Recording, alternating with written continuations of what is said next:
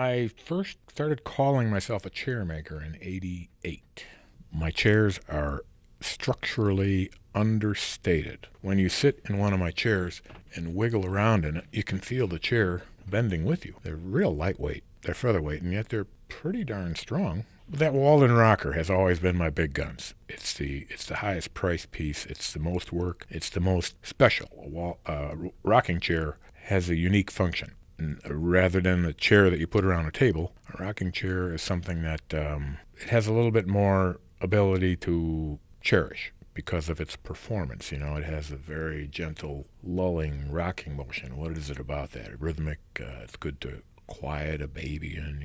There's something about rocking back and forth that is archetypal for its relaxation. Rocking chair is a classic prize in the furniture of a person's life, and I wanted to be real good at making a to die for rocking chair. You sat in it, you wanted it. Rory, welcome to Expressions, man. Thank you. Yes, can you tell me a little bit about how you classify yourself, or talk about how you first started, maybe even as a kid, how you got into being an artist or into the crafts? All right. There was a pile of wood over in the yard, and my uncle went to work, left a saw and a hammer behind and a box of nails. And my cousin and I had at it. Started nailing it together, and before too long we had us a little clubhouse made. Oh, yeah. First creative crafting. Wow. I can't take all the credit, but I was there and I remember it. But when did the magic happen?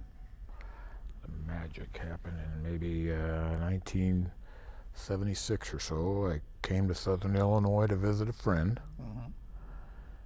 And it must have been dark when I came in. I went in, they were heating their house with a wood stove. Oh, wow. I thought that was pretty cool. I'd never seen that before.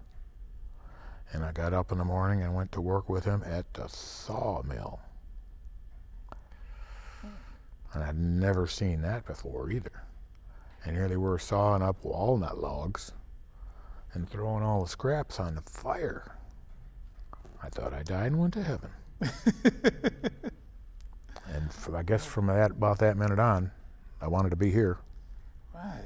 Yeah. So, as a result of working at that at that factory, did you start gathering the wood?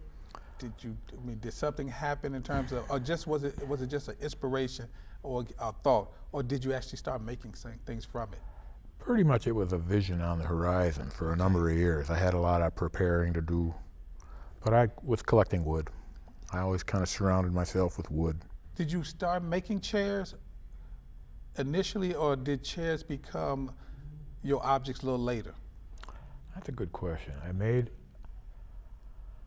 a couple of chairs right from the get-go, maybe that first year. I made them out of big clunky chunks of wood from the sawmill, and I put them together with screws, and they were comfortable, strong, but geez, they were real clunky. And so I kind of backed off and decided to regroup and come at it from a little bit more different direction. Okay, can you talk about that direction that you went at? I mean, because you said clunky. I mean, usually when you think about someone beginning and making art, start making art, it's a trial and error.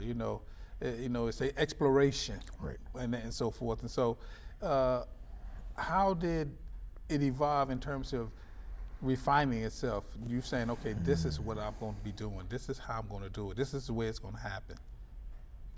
I guess I read about it in the Foxfire book. Did you ever hear of that? Foxfire book. Foxfire, it's a series of books that were written about how people did things in the past. And they interviewed some serious elders, some craft people that still had the skills that they learned from their grandfather. Splitting up the wood with wedges, shaving it with hand tools, and they wrote a story about it, and I read about it, and I learned how they cut with a draw knife. Well, I had a draw knife about 2 weeks after I got here, a two-handed shaving tool, right. And I made a lever vise. A shaving horse, you know, you press here with the foot and it clamps the wood in front of you, so it's held in place with a simple fulcrum. And I made that, and then I just started shaving away and piling up pieces of wood, and I really wasn't doing anything except practicing. Oh, okay, okay. But there was a picture in that book of a rocking chair, and it had octagonal members, 8-sided. I really caught on to that. I've made one chair in the last 25 years that was not faceted. Not faceted. Right. Wow. So how many chairs you think you made in the course of your life? Oh, you had to ask that. Less than 1,000. Less than 1,000. Yeah, more than a couple of hundred though. Wow. Yeah. We have one here. Oh, yes. Oh yeah. What are we looking at? That's the Walden rocker there. The Walden rocker. Yep. Red oak. Took that picture myself. I'm kind of proud of the chair and the picture. Yes, the image is a really nice image. Now, do you have any special techniques that you use when you're making these chairs? Well, yes, I split the log open. I start with the log. I don't saw it. I split it with wedges. Okay. When you do that, you're revealing the essence of the tree. You know, we're working, that's called riving, and the piece of wood that comes out of that is a riving. And it's a bundle of fibers. You know what I mean? Yes. It's the strongest unit of wood you can get out of a tree. You render it with wedges. Okay. And I take those down to the proper tapered shape.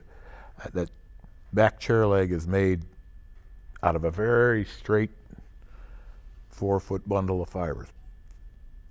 I'm particular, you know. When I first started making things out of wood, I thought I was going to use the tree tops and the things that nobody else wanted.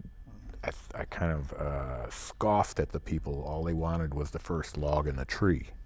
Well, here I am. That's what I go for. Because if you start with something that's a known dimension, I heat the pieces with steam and I bend them. Okay, that's how you mold them. Okay. Yeah, to put the curves into them, and that's a time-honored technique. It's very simple. Very few people do it anymore. How taxing in terms of time, in terms of working on a chair? Are we talking months, Weeks. weeks? Okay. Yeah, the Walden rocker is it's 2-3 weeks of work. 2 or 3 weeks of work. Yeah. So how much do these sell for? Oh, are we going to talk about that? Yes, people want to know. Wow, these some really well executed pieces of work, and It's an heirloom, and it's worth $2,500 these days. When I started making them, they were $1,300, and that's not true. When I started making ladder back chairs, I wanted to sell them for $200 each. Right from the start, one thing I knew for sure was I didn't want to be doing this for $3 an hour. I wanted to be paid I know that's right. well enough for my skills. Initially, I'm a carpenter by trade. I'm from a family of home builders, and when I came here, I was a hammer jockey, pretty good at it, and I still do a little bit of that work, but I've kind of leveled off, and I'm kind of pacing myself through. I'm deciding what else I want to do in my life. You know, I'm over 40 years old now. I heard that. Now we have some more images here. I noticed some are short, some are tall, and we're looking at the one that's almost look like a stool, It's a bar stool. bar stool. And do they have a particular reference? Like, do they have particular styles or names that you associate with different types of? Yeah. I met a guy at my first big art fair in Madison, Wisconsin. And Saturday night they have an artist party. And after the artist party, he and I kind of walked off into the shadows. And he was more of a veteran. He'd been at it for 10 years or so, you know. he was marketing photographs. But we talked a little bit, and he said, you know, Rory, you got to name that rocking chair. We went back to my booth, and I showed him my pride and joy, you know. Right, right. And he said, well, give that chair a name. You know, you give it a name, and it's etched in history. So I named the Walden Rocker, and that was really the only chair that I had. I gave this is a bar stool. Mm-hmm. I had your ladder back chair, mm-hmm. and the Walden Rocker was the only one that actually had a unique name to it. And I took the word Walden because I guess I was pretty enamored with Henry Thoreau's notions about living a simple life rather than slaving away to pay the bank. Right, right. Save your money and spend your time out in the woods. Do you think wooden chairs are still considered glamorous or a really comfortable object to sit in? You know, because chairs are so different. I mean, there's so many types of chairs, like the chairs we even sitting in. Right. I mean, what is your thoughts on the status of a chair that's made in wood or out of wood? Everybody's got something to sit on. Yeah. You know, nobody really needs to buy $1,000 chair, put around their table. But there are people in the world that recognize the beauty of my craft, and they have the money to invest in it. And it is kind of a prize. The comfort of a Drake side chair with the vertical slats, or a Walden Rocker. It will hold you comfortably for the rest of your life. Wow. It's a little reward there waiting for you every day. Most people leave them at home. Do you have some marker to let us know that these chairs are made by you? Pretty much I write my name and the date on there. Okay. For all the chairs that I make. And the rocking chairs are numbered. Okay. And you know, it gives a little bit of pizzazz to it. And it you know, helps to with have historians too, who go back and look at, who wants to go back and look at your work. who knows what they're going to do after I'm dead? You know, it was 100 years before they started honoring Van Gogh.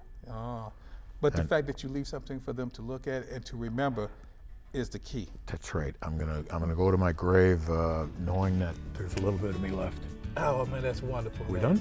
Thank you so much for coming on Expressions. Okay.